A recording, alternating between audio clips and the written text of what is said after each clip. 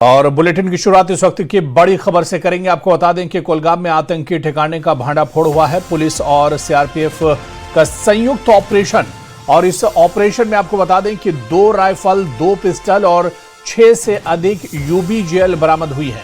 ठिकाना हिजबुल मुजाहिदीन के होने का संदेह है। और आपको बता दें कि कोलगाम में पुलिस, भारतीय सेना की 34 आरआर और सीआरपीएफ की 18वीं बटालियन के संयुक्त अभियान में एक आतंकी ठिकाने का भंडाफोड़ हुआ है। और ऑपरेशन के दौरान 2 राइफल, 2 पिस्टल, आधा दर्जन से अधिक यूबीजीएल समेत भारी मात्रा में हथियार और गोला बारूद बरामद हुआ है।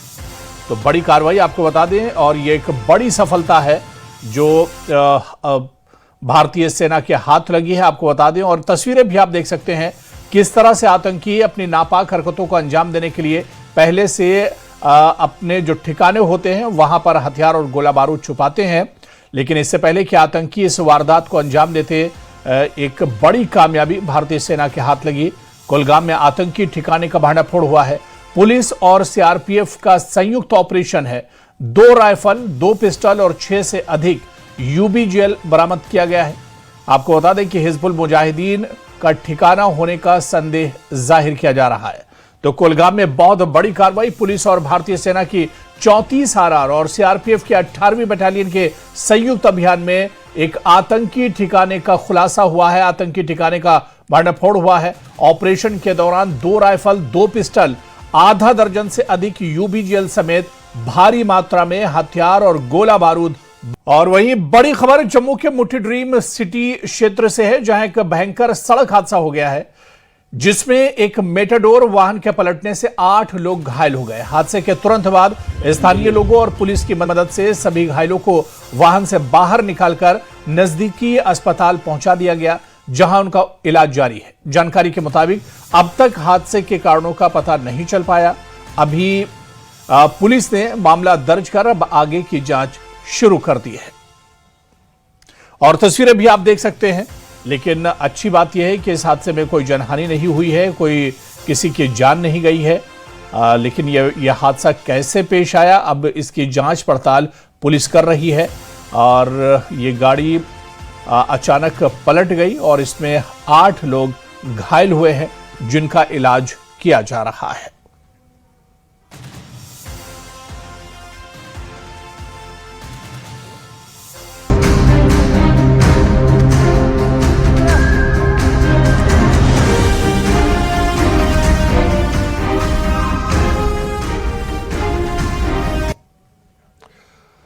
और बात मौसम की। जम्मू कश्मीर में आसमानी आफत ने तबाही मचा दी है। भारी बारिश के चलते जम्मू कश्मीर में मुसीबत की स्थिति बनी हुई है। हम आपको जम्मू कश्मीर की 4 तस्वीरें टीवी स्क्रीन पर दिखाने जा रहे हैं। और ये 4 तस्वीरें आप देखिए, जहां पहली तस्वीर में कठुआ में भारी बारिश के बाद नदी नाले उफान पर हैं। पानी का बहाव इतना तेज है कि आसपास के इलाकों में अलर्ट जारी करना पड़ा है। वहीं रियासी में चिनाब नदी का जलस्तर खतरे के निशान को पार कर गया है, जिसके बाद सलाल डैम के गेट खोल दिए गए हैं। कुदरत का कहर यही नहीं थमा। रियासी में कई जगहों पर भीषण लैंडस्लाइड हुई है, जिससे मुसीबत और बढ़ गई है। वहीं मौसम विभाग की चेतावनी और खराब हालत को देखते हुए प्रशासन ने एहतियातन सभी स्कूलों को बंद रखने का फैसला किया है। तो मौसम और कुदरत का जो कहर है, उसे हालात किस तरह के बने हुए हैं, ये दरअसल इन 4 तस्वीरों के जरिए समझा जा सकता है। चाहे कठुआ की बात करें, रियासी, डोडा, इन सभी इलाकों में कहीं बादल फटने, कहीं लैंडस्लाइड और कहीं सैलाब आने के बाद हालात काफी ज्यादा खराब हैं। लोग यहां पर परेशान हैं। हालांकि प्रशासन अब लोगों को हर संभव मदद पहुंचाने के लिए जुटा हुआ है। रेस्क्यू ऑपरेशन लगातार चलाए जा रहे हैं। लेकिन आगे जिस तरह का मौसम है, क्योंकि आने वाले 2-4 दिन अभी राहत मिलती नहीं दिख रही है, ऐसे में प्रशासन ने बड़ा कदम उठाया है। जितने स्कूल कॉलेज हैं उन्हें बंद रखने का फैसला लिया है और बाकायदा ऐलान किया है कि आने वाले 2-4 दिन इन तमाम इलाकों में जहां पर हालात ज्यादा खराब हैं, चाहे डोडा की बात करें, रियासी की बात करें या इसी तरह से कठुआ की बात करें, यहां पर स्कूल बंद रखने का ऐलान किया गया है। और लोगों से भी कहा गया है कि घर से निकलते वक्त एहतियात बरतें और अगर बहुत जरूरी ना हो तो घरों से बाहर ना निकलें।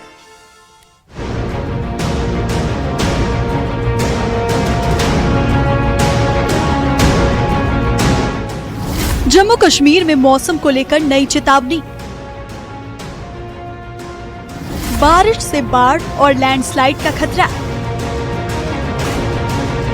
प्रशासन ने लोगों को किया आगाह। जम्मू कश्मीर में लगातार हो रही भारी बारिश ने हालात बिगाड़ दिए हैं। नदियों और बरसाती नालों का जलस्तर लगातार बढ़ रहा है। बढ़ते खतरे के बीच मौसम विभाग की एक और चेतावनी डरा रही है। मौसम विभाग ने गुरुवार से भारी बारिश की चेतावनी जारी की है और लोगों से अपील की है कि वो नदियों, नालों और जलभराव वाले इलाकों से दूर रहे और बेहद जरूरी होने पर ही यात्रा करें। लगातार बारिश के चलते जम्मू कश्मीर के कई जगहों पर भूस्खलन और पहाड़ियों से पत्थर गिरने की घटनाएं सामने आई, जिसके बाद एहतियात के तौर पर जम्मू श्रीनगर राष्ट्रीय राजमार्ग को बंद कर दिया गया। प्रशासन हालात पर लगातार नजर बनाए हुए है और सड़क खोलने का काम जारी है। जिस तरह से मौसम विभाग की भविष्यवाणी थी कि जम्मू में जो है वो 30 जुलाई तक बरसात हो सकती है, वैसे ही देखने में भी आया है। अब 2 दिन से जो है लगातार जम्मू में बरसात हो रही है, जिससे वापस तवी नदी का जो जलस्तर है वो बढ़ा है। आप देख सकते हैं कि जो तवी नदी है इस वक्त वापस उफान पे आ चुकी है। एडवाइजरी भी इशू कर दी गई है। जो ताज़ा एडवाइजरी है उसके मुताबिक अभी 30 जुलाई एवं 31 जुलाई तक जो है ये बरसात यूं ही हो सकती है। ऐसे में लोग जो हैं वो एहतियात बरतें और जो लो लाइंग यानी कि निचले इलाकों में रहने वाले लोग हैं उनके लिए विशेष ये कहा गया है कि आप जो है अलर्ट रहें। वहीं भारी बारिश को देखते हुए डोडा और किश्तवाड़ समेत कई जिले के सभी सरकारी और निजी स्कूल बंद रखने के आदेश जारी किए गए हैं। हालांकि छात्रों की पढ़ाई प्रभावित न हो, इसके लिए ऑनलाइन कक्षाएं पहले से तय समय के अनुसार जारी रहेंगी। लगातार बारिश के कारण रियासी में सलाल डैम में पानी का प्रवाह तेजी से बढ़ गया है, जिसके बाद एहतियातन डैम के गेट खोल दिए गए। प्रशासन ने निचले इलाकों में रहने वाले लोगों को सतर्क रहने की सलाह दी है। कठुआ जिले के बेला इलाके में भारी बारिश ने लोगों की मुश्किलें और बढ़ा दी हैं। बरसाती नालों में अचानक तेज बहाव आने से कूटा सैडा मार्ग पूरी तरह बंद हो गया। कई गाँव का संपर्क टूट गया है। मूसलाधार बारिश का असर सिर्फ सड़कों और ट्रैफिक तक सीमित नहीं रहा, बल्कि लोगों के घरों तक पहुंचने वाला पीने का पानी भी संकट में आ गया।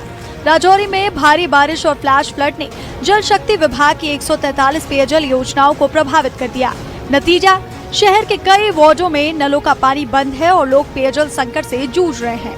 इस मुद्दे पर राजनीतिक घमासान भी तेज हो गया है। हालांकि जल शक्ति विभाग का दावा है कि क्षतिग्रस्त योजनाओं को युद्ध स्तर पर बहाल किया जा रहा है और जल्द ही सभी प्रभावित इलाकों में पानी की आपूर्ति सामान्य कर दी जाएगी। हमारी पीडी और पीएचई की जो पाइप्स थी, पोल्स थे, वो पानी में बह गए और यहाँ की जो व्यवस्था थी सारी डगमगा गई। काफी देर स्ट्रगल करने के बाद उसमें जितने भी हमारे सिविल सोसाइटी के लोग थे वो भी एडमिनिस्ट्रेशन के साथ रहे। रिक्वेस्ट करते हैं कि जहाँ जहाँ पावर चाहिए, जहाँ जहाँ पानी चाहिए, लोगों को समय पर मिलना चाहिए। इसमें हमारे जितने स्ट्रक्चर थे, हमारे 148 स्कीम जो है वो डैमेज हो चुके हैं, जिसमें 31 है जो कंप्लीट डैमेज हो चुके हैं। तो उसमें हमने जब हमारा फिलिंग स्टेशन था, फिलिंग स्टेशन जो यहाँ से हम टैंकर भर के लोगों को सप्लाई करते थे, वो भी फिर मतलब उसका भी वो भी डैमेज हो गया कंप्लीट तरीके से। फिर हमने जेनसेट एक जम्मू से 125 kVA का हायर किया और उसको हमने संगम स्टेशन पर लगा के वहाँ से टैंकर फिलिंग भी की और लोगों को पानी भी सप्लाई जो है वो रिस्टोर की। फिलहाल जम्मू कश्मीर में मौसम विभाग का अलर्ट जारी है। प्रशासन लगातार हालात पर नजर बनाए हुए है। लोगों से अपील की गई है कि अफवाहों से बचे, प्रशासन की एडवाइजरी का पालन करें और मौसम सामान्य होने तक अनावश्यक यात्रा से परहेज करें। Bureau report, news 18, Delhi NCR।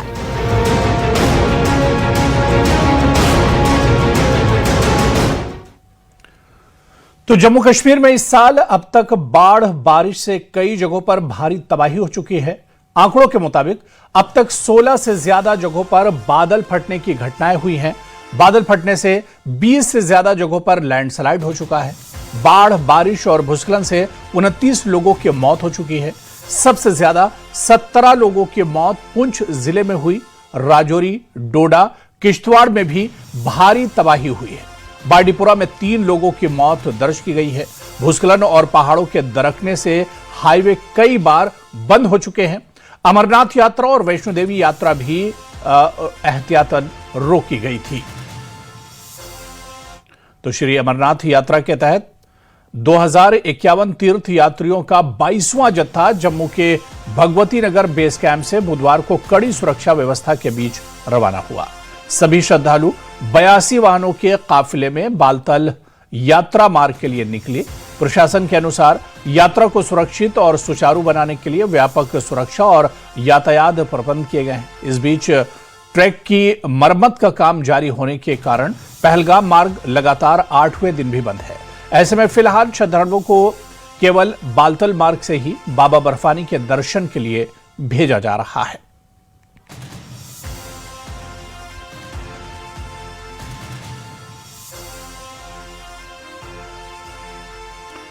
उधर जम्मू में कुछ ही घंटों की भारी बारिश से बड़े पैमाने पर नुकसान हुआ है। भारी जल भराव के कारण कई सड़कें बह गईं या इन्हें बड़े बड़े गड्ढे हो गए। जम्मू स्मार्ट सिटी लिमिटेड ने शहर को एक आधुनिक और मजबूत शहरी केंद्र में बदलने का वादा किया था, लेकिन निवासियों का कहना है कि हाल की बारिश ने जमीनी हकीकत को सबके सामने ला दिया और इन दावों पर गंभीर सवाल खड़े कर दिए हैं। स्थानीय लोगों का आरोप है कि खराब सड़कें सुरक्षा के लिए बड़ा खतरा बन गई हैं। जिस तरह से रोड कुछ ही देर की बारिश के बाद यहाँ बह गई, सारी बह गई। सना कॉलोनी में पूरी क्या ना, जो मंदिर के पास से पूरी बह गई पूरी। हाँ, तो आप देख सकते हैं कि जो यहाँ पे रोड कब बनाई गई थी और ये कुछ ही घंटों के साल भर नहीं हुआ अभी, 1 साल हुआ बस बह गई सारी रोड। इस तरह से ये रोड जो है बह चुका है कुछ ही देर की बरसात के बाद। कितनी मुश्किलें, यहाँ एक्सीडेंट भी होते हैं। एक्सीडेंट क्या, हमें उठाना पड़ता है, किसी को पकड़ना पड़ता है, किसी निकालना पड़ा। उधर इतना बड़ा खड्डा है उसमें निकालना पड़ता है, क्या करें। कैसे हो गया ये अचानक? जी नाला ही बंद है, उसी वजह से सारी प्रॉब्लम यही है। ये अगर बंद ना हो, जो पानी जा रहा हो, ऐसी बात जो पानी आएगा नहीं बाहर। कोई देखने आया इसको, कोई ठीक करने आया? आने तो बहुत आए हैं जी, मगर ये कल परसों जी बराबर कर गए थे, वो भी दूसरे दिन रात को लीता पोती की, वो भी काम नहीं आई। सर, किस तरह से देखते हैं कि कुछ ही घंटों की बारिश के बाद ये हालात हो गए? बहुत बुरा हाल है ये देखते हुए। देखिए कोई ध्यान नहीं दे रहा है। देखो कितना बुरा हाल है। यहाँ देखो स्कूटी लेके, गाड़ी लेके निकलना बहुत मुश्किल। बारिश वाले दिन तो ऐसे लगता है। नेशनल कॉन्फ्रेंस के अध्यक्ष डॉक्टर फारूक अब्दुल्ला ने अंतर्राष्ट्रीय मानवाधिकार समुदाय से पाकिस्तान के कब्जे वाले कश्मीर यानी POK का दौरा करने की अपील की है।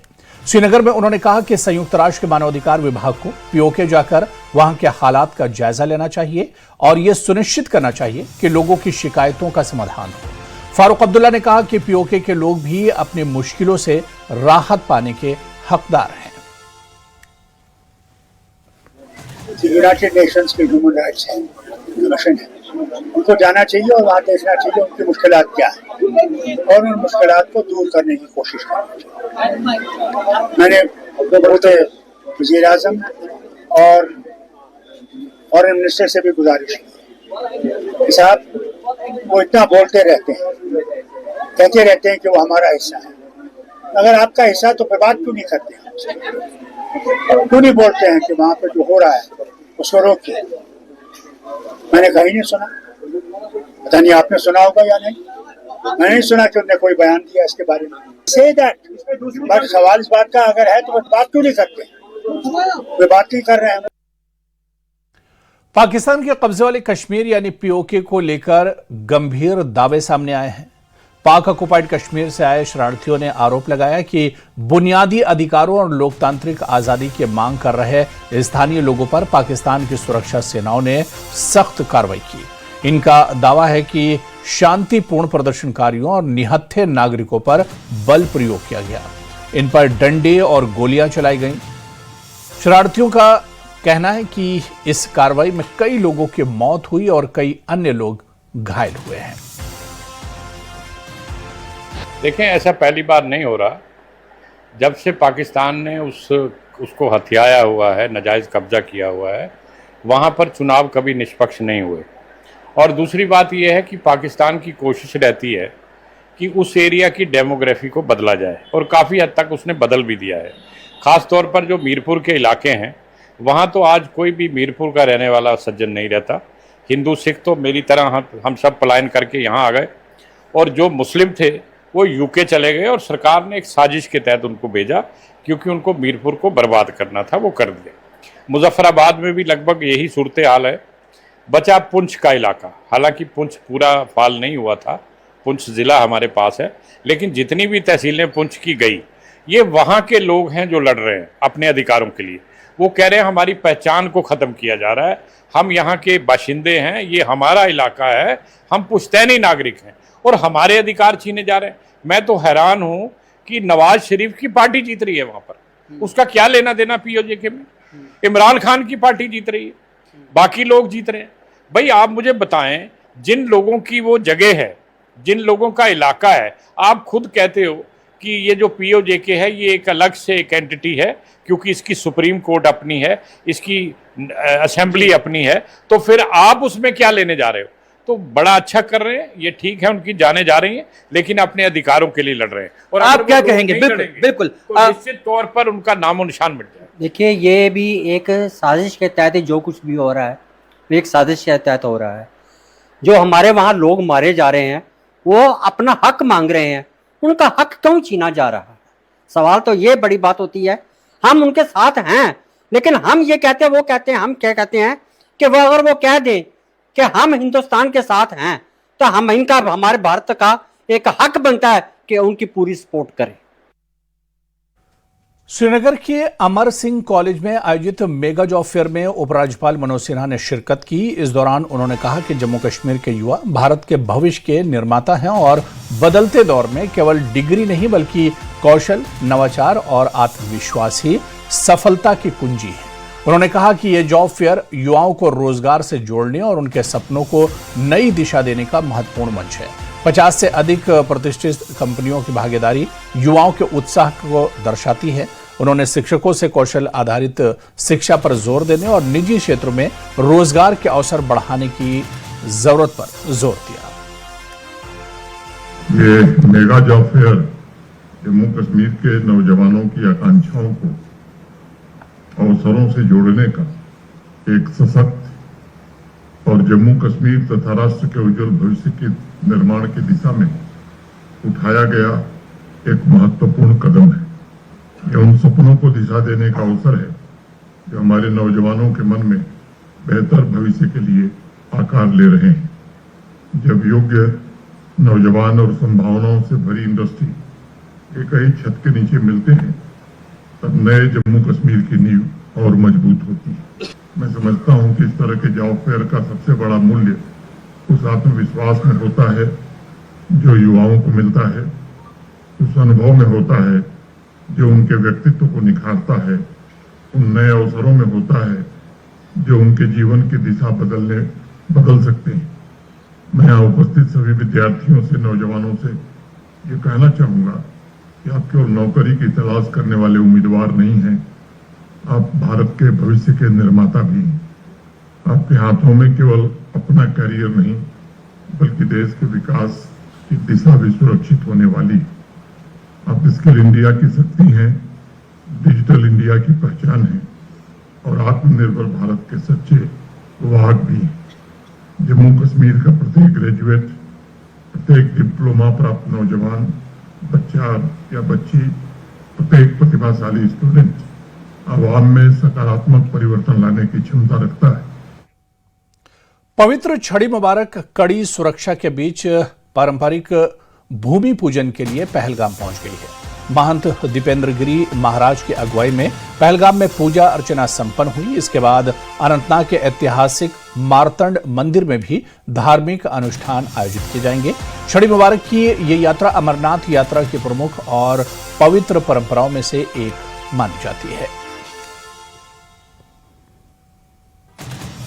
राम शंकर है।